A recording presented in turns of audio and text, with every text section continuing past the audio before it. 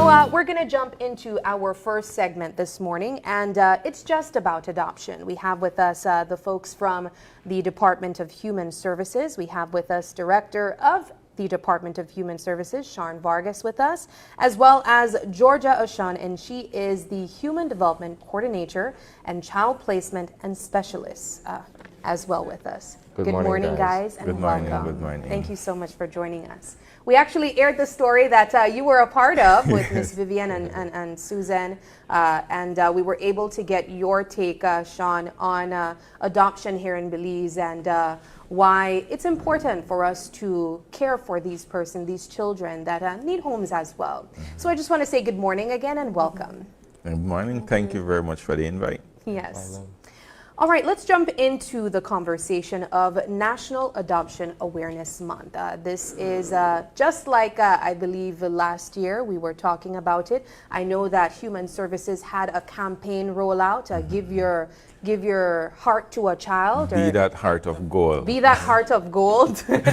Almost.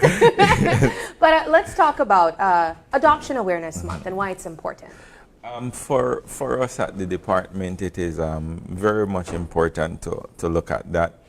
You know, the mandate of the department is the placement of children, specialization in the placement of children. We, within the Ministry of Human Development, we have the portfolio that deals with child protection. And adoption is one of the end component within the child protection spectrum. And so the continuum of care for the department looks at family preservation, family placement as a priority rather than institution. So the goal as part of our strategic plan for this year and into next year is to look at the facilities we have, the children in the facilities, and look at adoption and foster care. So that's a very important component for us. So with the support of the ministry and the board and other donors, we launched the Give Your Heart. We updated the Give Your Heart to a Child campaign today. Be That Heart of Gold campaign. I know I wasn't far off. Yes, we updated it, and so the goal of that is to basically, in your introduction, to have Belizeans, the average Belizeans, don't look for anyone at the end of no healthy wealth bracket or financial bracket or so. The Belizean, average Belizean family to introduce your home to be that heart of gold for a child in our care, because children come to us under varying circumstances and we have to make it work for them because they are not in a position to do it for themselves. So adoption for us is primary. What is the follow through on the part of the department where adoption is concerned? I ask because, you know, perhaps for some it would be easy to forget that a child or this group of children has been taken over by a family or by new parents or what have you. And this is a lifelong journey for the most part, right? You take a newborn or you take an infant into your life. That responsibility is to ensure that that individual makes it to adulthood and enjoys some form of success, if that were the case. How involved is the department through all those phases? So, Shawn. For international adoption, adoption is only temporary for a year. And so we would then get updated report on that child progress when that child go into that family. So we get report for a year. For local adoption now, adoption in Belize is final. So after that final adoption, then the department don't have much interaction with that family. We withdraw. Okay, is there a reason for? Because I ask again because I have heard of instances where children have been adopted and it does not necessarily go well for them. You know, there are instances where perhaps there's abuse, there's neglect, whatever the case may be, but it's not as smooth and a happy ending as we would have wanted. What we normally do, we would support the family. Like I said, adoption is final, that child become your child. I mean, for a normal family, we won't be walking with that family all along the way. And so similar to adoption, that child become yours. Yeah. And so as the department, we are still open to that child based on the age of the child, to that, for that safety, so the child will come to us in terms of, and not feeling comfortable or all of that. But in most cases, adoption is final. Yeah, it's rare when we receive, we were, a couple of weeks ago, we were looking at the term because we're going back into update the laws when it comes to adoption. And we don't like the term failed adoption. And yes, we do have those, and it is minimal. Change of environment, children grow differently. The reality is that some of our kids have mental health conditions, and it's difficult for a family to adjust. And so we make that process work for them the best way we can. And where we cannot make it happen, then we look at the process over. But when it comes to an adoption, it's a legal change. So the only difference between an adoptive family and a biological family is just that word biological. There's a legal change, so that child becomes your child to care for. Yeah. And the department have to make an effort to withdraw because it's a family unit. Yeah. And so you have to function as a normal family unit. But efforts are made to ensure that we don't have failed adoptions. So when family come back for assistance, we make an effort to do that, and the department try to do that at its own cost, not at a cost to the family. So we make those efforts. I want to take the conversation back a bit to persons, let me see how I could word this. Persons oftentimes come to the media talking about maybe human services taking away their children. And we know that that is obviously a confidential case. But what would be the reasons why the human services would remove a child from their family? Well, we look at, there are several spectrums when it comes to that. The department, removal is the last resort also. But we have to look at the safety and protection of children. Parents fail to protect, and that is written in the law. Failure to protect in terms of, they say, likely to suffer harm. So we have to look at that. And if our social workers go in and we see the component of failure to protect or likely to suffer harm, we have to make an energized effort to look at the best interest of the child. And if removal is that component, then we do that. We start from there.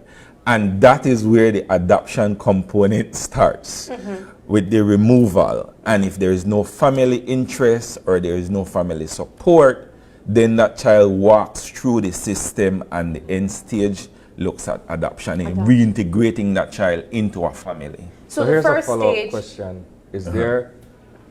Is this done on perhaps an interim basis? Because there have also been complaints where people say, well, social take away my picnic. So you've identified certain shortcomings on the parents' part. But if those are remedied or rectified, do they have their kids returned to them? Yes. You want to child know is reunification? reunified with the family. And so we basically look at family preservation in the first instance. So while the child might be removed for a short period of time, we would then work with the family on what is the challenge the family has. And so then we look at that and we kind of match it. That normally takes us to court for an interim order. And so with the presentation to the court, we would say, okay, we are working with the family. This is what the family has done. This is what the department has done. This is what is pending. And so sometimes we ask for an extended order. Or we will present to the court that the family has done everything, the child is now safe and can be reunified with that family. It's, to the extreme when we have to remove. Removal is not the first resort. The first resort. Or, on all of us mind, going into a home. That's the last. Yeah. So I'm glad that we're walking through this process where, as you guys mentioned, removal is obviously not something that you are trying to do. It's the last resort. Yeah. And if they have to be removed, adoption is also the last resort. Yes. They'd be in the system, and if the families can find a way to make their situation better so that they can get their child back, that would be the case. Yeah. But if not, they would be in the system and foster care would come in. Can we talk about foster care and the difference between foster care and adoption? And so, like our higher care placement, we would then look at relative placement.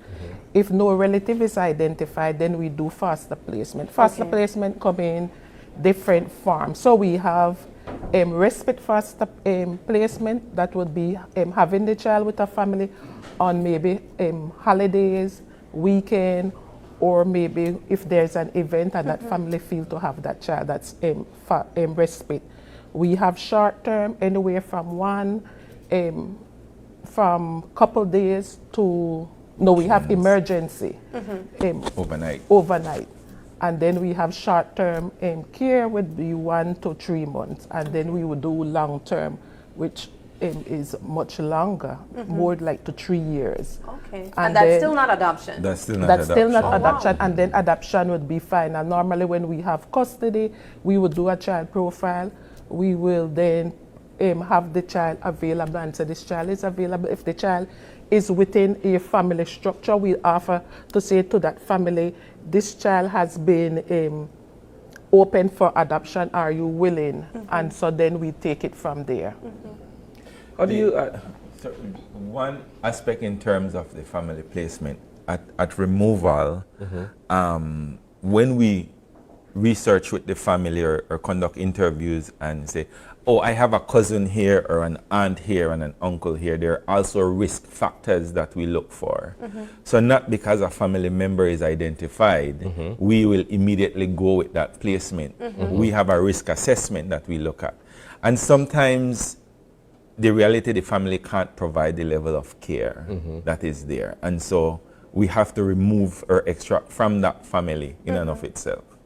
How do you allay the concerns of the wider public where adoption is concerned from the point of view of behavior and kids acting up?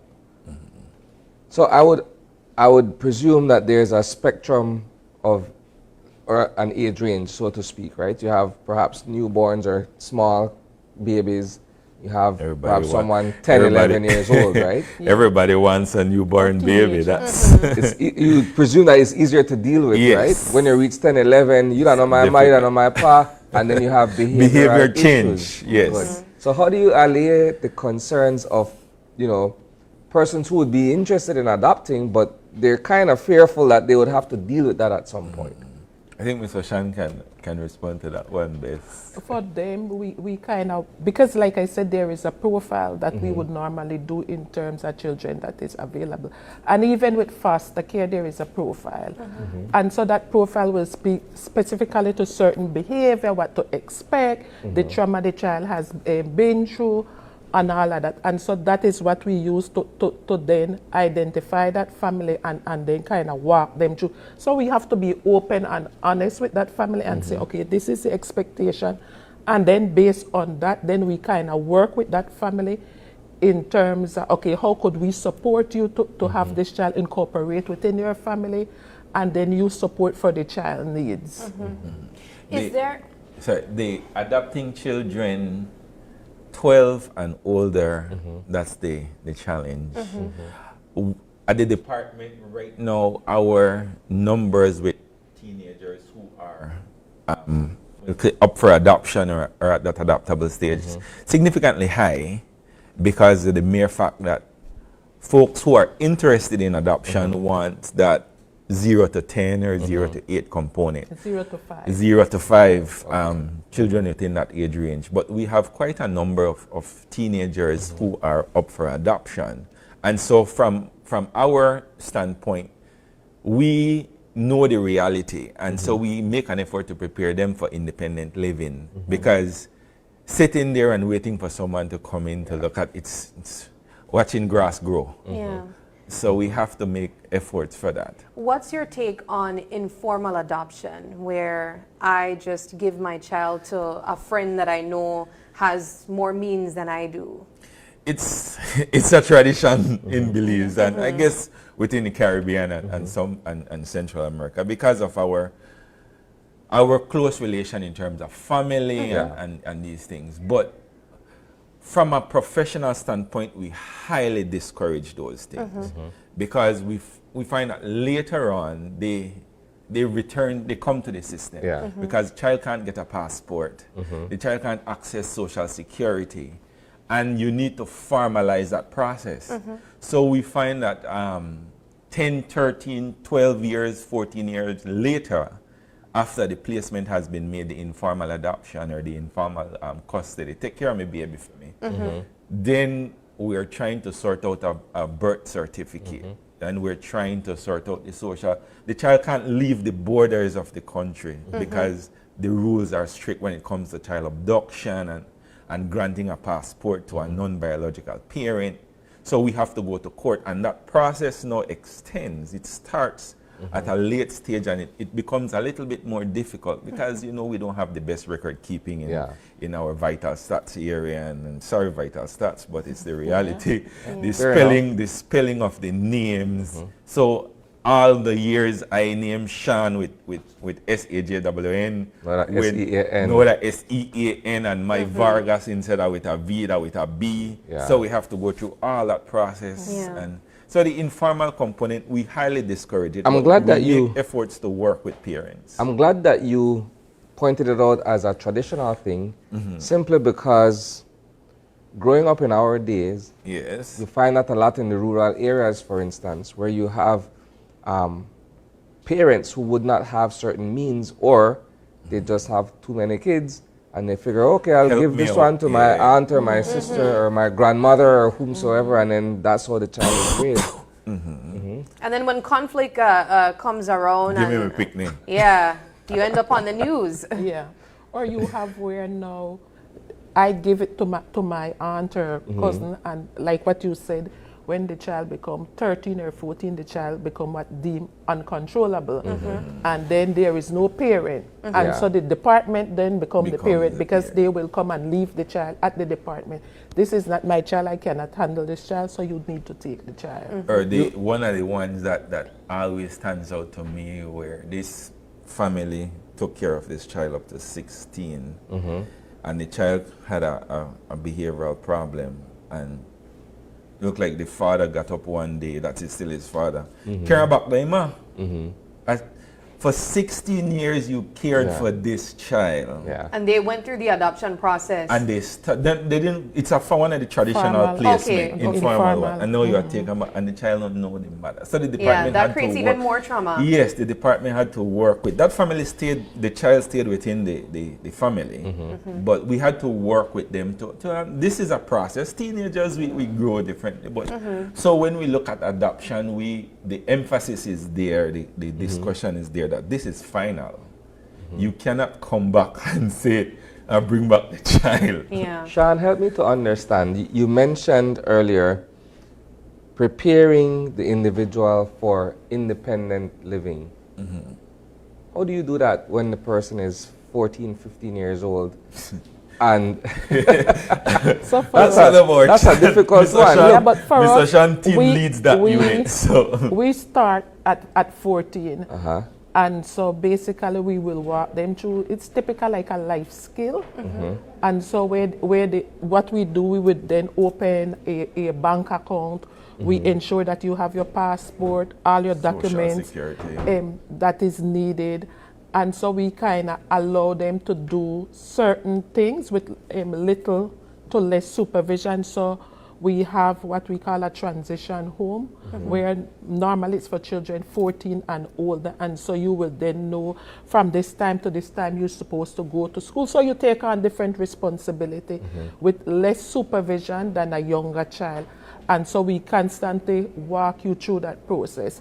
Presently, we have an independent living home, and we have like 2 girls, but we have a list of maybe 15 children that is presently in UB that we are walking through that process. So they get their invoice, they bring it to the department, we pay. They do all of that process with little supervision. Wonderful. That seems like a tough. I'm struggling to understand it, not because your explanation isn't clear. It's very, very clear. But it's just the idea that, you know, this individual would not have been taken up by a family within a certain age. Now he or she has to prepare to go at it alone, essentially. Yeah. You know, and you still need the basics, education, shelter, food, and all of these other things. And so we do that. We even provide that. provide a stipend. And so you get some budget in class. And so you have your stipend. And then you know this is for transportation, this is for food, this is for hygiene. And so that is budgeted for within that. And you have a bank card. You go to the bank, you receive your money, and then you know how to spend your money. We make efforts to bring them to it's a mindset change. It's imagine you've been in an institution for a significant number of years, and then you're told at 18 you got to leave. So we make effort to prepare them from the 14, and the ministry has a moral obligation to look after our wards of state up to age of 21. And so we ensure that they at least have an associate degree leaving our system. We provide them with job training where necessary, as Ms. Oshon talked about, the budgeting component. And the reality is that this is a large population of who we have right now. And so we have to prepare for them. How many institutions do we have currently in Belize as it relates to these homes that are there for displaced children? Privately owned, I think 8, and government owned 5. Okay. So 13. 13, and that's across the country. Across the country. Across the country. Do we see more females than males? Do you have that type of demographic? Yeah, very much more females than males. And all, but the numbers in terms of older children are males. Okay. We have a high population of older male. What is the success rate for some of these cases or these stories where we're looking at persons going through the system independently? It's individual. Cannot, because for me, my level of success determination is different from someone else. But using a general scope, I believe that the ministry is on target. Is on target because we provide what we understand are the basic needs and more. But for some people, their basic needs can be different. Yeah. So I think from my own anecdotal observation, we are doing well. The ministry is doing well. What's your message to our viewers as we acknowledge Adoption Awareness Month? You want to take that one, or? Go ahead.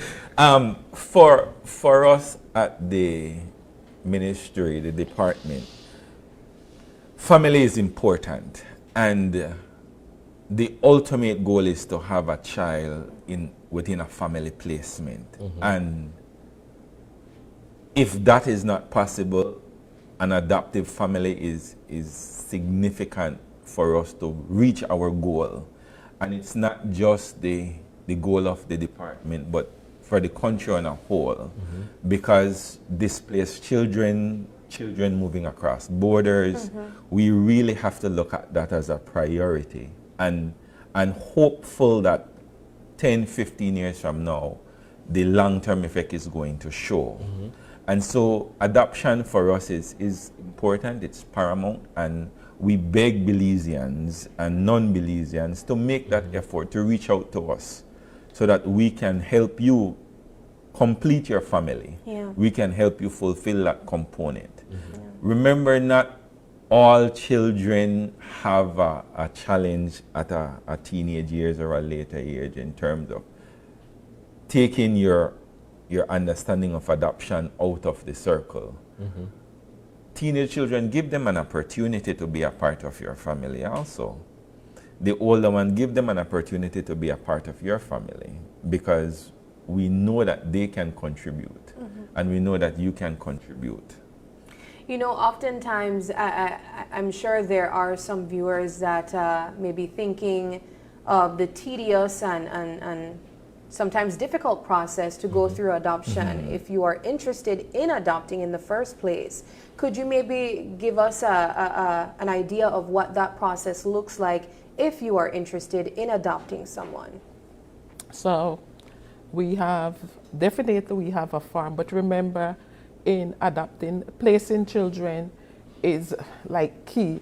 I mean, we have to be very careful. These are children's life we are dealing with. I mean, there is not a pencil that we could erase whatever went wrong. Yeah. So we have to be very careful in terms of screening for families. And so that would be the longest process, the screening that we need to go through. We need to ensure that this family is what they say they are. And so placing that family, then we take risk. So that screening is very, very important to us. So we would do that screening. We assign the social worker will go with them and then walk them through the process. There is a lot of questions that we ask, some very, very personal.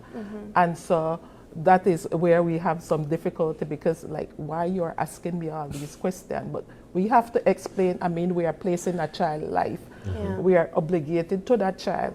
And so that screening process, like I said, is very tedious, like you said. Invasive. And so Yeah. and once we do that screening, then we kind of match that child to your family. So we look at your family strength and then what the child needs, and then that is how we look to match that child with your family. And once you are approved as a family, then we kind of do pre-placement activities where we will send the child and see how that goes for a while. The officer would then visit as well, follow up with you, how that visit went, and all of that. And then once we believe that the child is comfortable and the family, then we kind of open to have that family. This goes. process But could take as long as exactly 6 months. 6 months or more. or more. And that's for persons that live in Belize. What is it like for maybe The international For an adoption. international? international adoption, if the child is a ward estate, the family would then find a Hague accredited agents in the US, and so that agent would reach out to us and say, we have this family is interested in adoption. And so we send them whatever they need. So there is a dossier that they would send, including the family home study, the police report, medical report, psychological report, financial report. All of that will come to us with a approval from that agency, and then we look at it. Like I said, we look at the strength of the family, and we match to what age and sex the family desire. And then once that is done, the family then apply to immigration in the US, and that would accompany that process as well. And then once the immigration has approved, they identify an attorney, a local attorney here. And that attorney walk them through the legal process here in Belize. Yeah, so it's a bit longer, Yeah. but I mean, I'm sure it's rewarding when you're able to have an extension of your family, you know, you're Yeah. able to have a daughter or a son. So I always enjoy these conversations because I think it's one that, as I mentioned, Isani, we don't have often enough. I know that there are a lot of informal adoptions that take place here in Belize. And I know that for persons listening that may have gone through that process, but would have been interested in knowing how to formally adopt, this information would be extremely useful. How can persons reach out to you guys from the ministry? So we have on our website, we have there's a Give Your Heart campaign up there. And so once you put your information up there, we would receive that information. Presently though, we are asking, since Christmas is coming fast, we are asking for family to be respect family for Christmas. So we are on our campaign to engage family in terms of having all the children from the institution within a family setting for Christmas. And so you could call 227-7451, and then we'll definitely take that information and translate it into intake, and social worker will be assigned to you, and then we go through the process with you. Wonderful. All righty. Well, thank you guys so much for joining us. We appreciate the conversation, and we look forward to all the future activities that you guys have as well through the Thank you department. very much for the invite again. Yes. All right, we're going to take a break, and when we come back, the conversation switches to the creation of the Safe Space app. Don't go away.